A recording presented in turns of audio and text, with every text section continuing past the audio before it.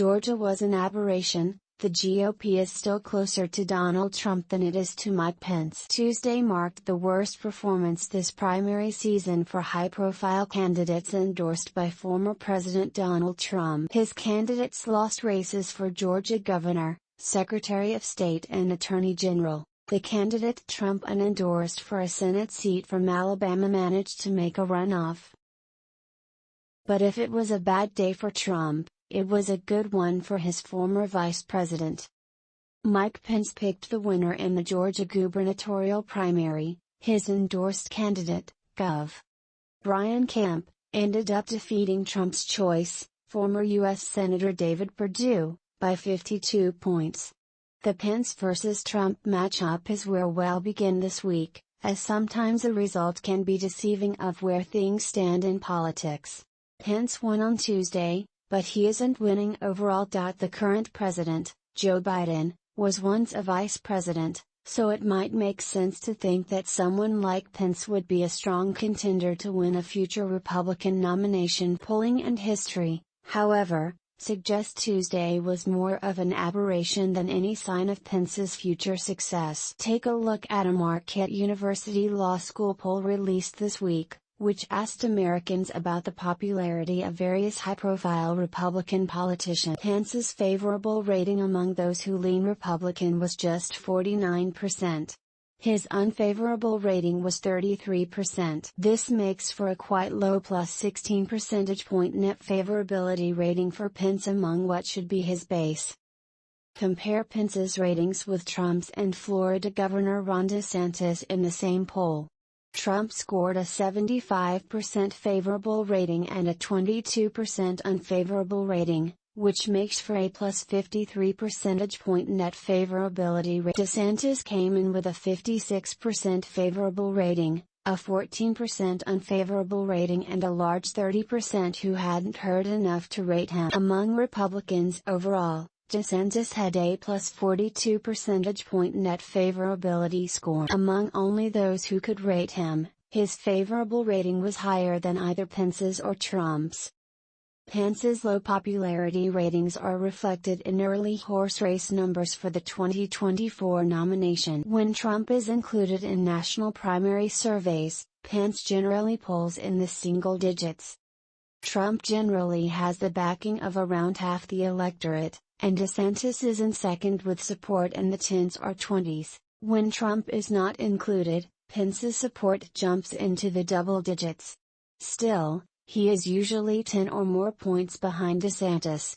Simply put, a former vice president with high name recognition trailing a governor who isn't known by a third of the GOP electorate is a fairly weak position to be in. Pence might be able to boost his popularity with Republican voters by getting out there and getting his message heard.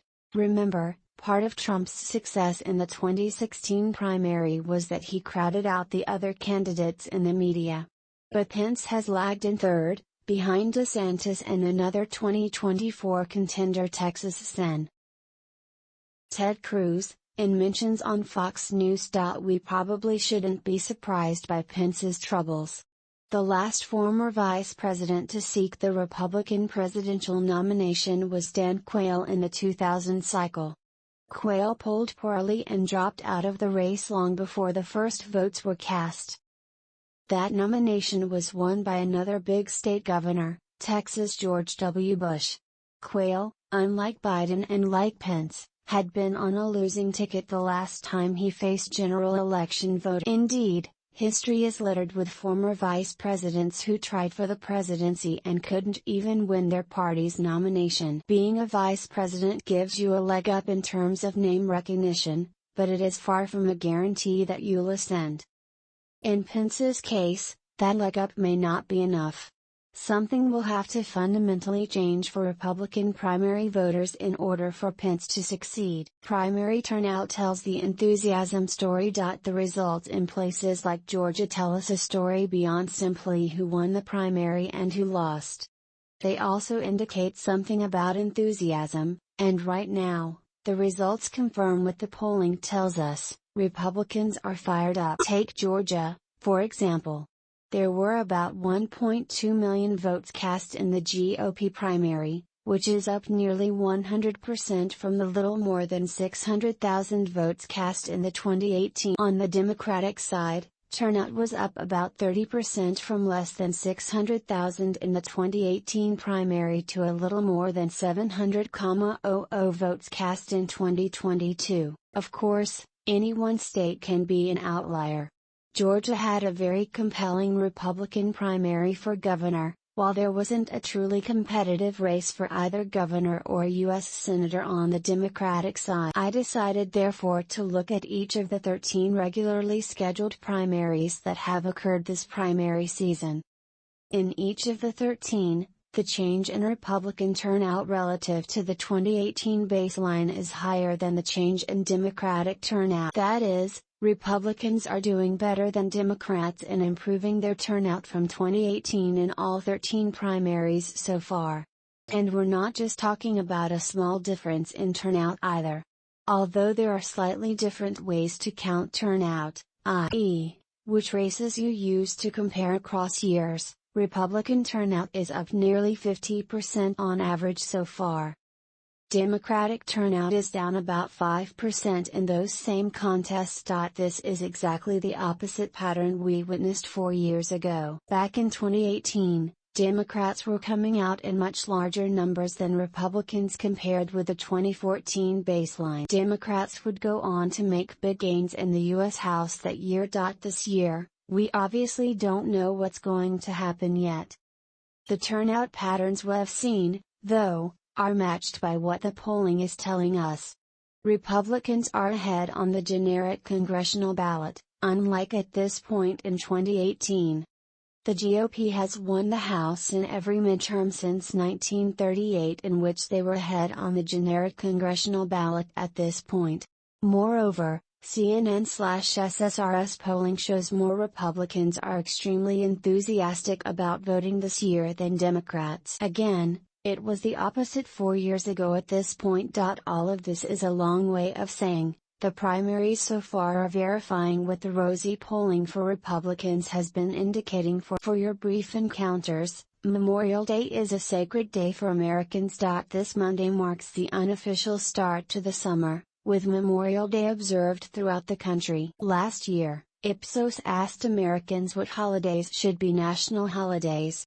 Their choices included Cinco de Mayo, Columbus Day, Election Day, Indigenous Peoples Day, Juneteenth, Labor Day, Memorial Day, New Year's Day, New Year's Eve, and Veteran. Memorial Day got more support as a national holiday, 81%, than any other. Moreover, 75% of Americans said they plan to observe it in the upcoming leftover polls. Americans like the job market. A new Gallup poll finds that 71% of Americans think that now is a good time to find a quality job. That's just 3 points less than this century's record of 74% recorded in October.